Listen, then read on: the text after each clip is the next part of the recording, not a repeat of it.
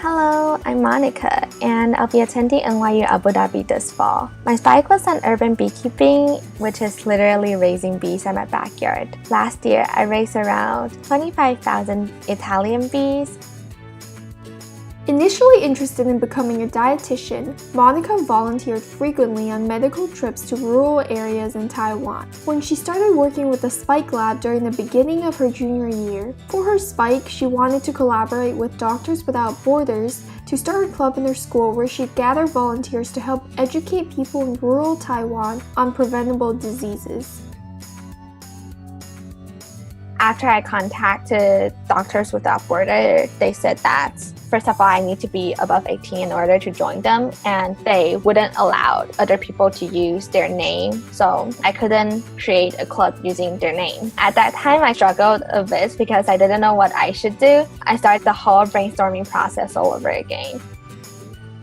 This time, when revisiting her past experiences to list out all interests, Monica included urban beekeeping. Her first exposure to this topic was during 9th grade in a group competition of the Geography Olympiad, where she researched urban beekeeping in Taipei City. Monica got to connect with the professor who set up the first 3 apiaries in Taipei City and established beekeeping lessons to enlist volunteers at these apiaries. For her research project, Monica got to observe him and his volunteers taking care of the bees. It was her first time being in such close contact with her childhood fear. However, the professor assured her that as long as we don't bother the bees, they won't sting us because doing so kills them as well. Over time, Monica's fear of bees eroded and was replaced with compassion.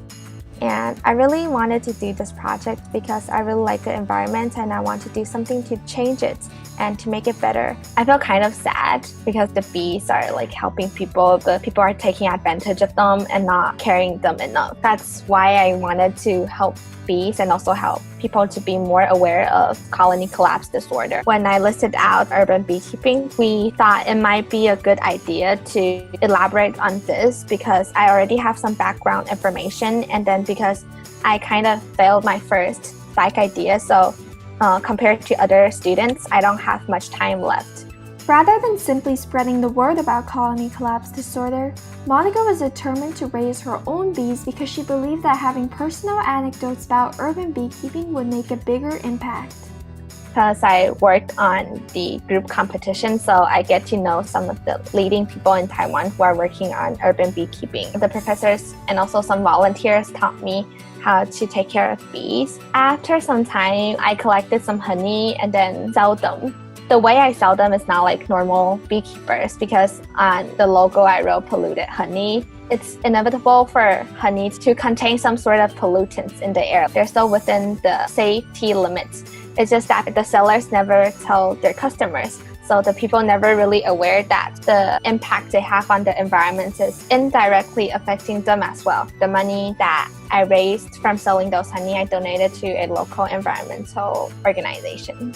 By taking a risk to venture into social entrepreneurship, Monica expanded her scale of impact and fostered broader awareness about the honeybee crisis. Besides her Spike, the Spike Lab also challenged Monica during the college application process, enabling her to get accepted into the highly competitive NYU Abu Dhabi with a full scholarship.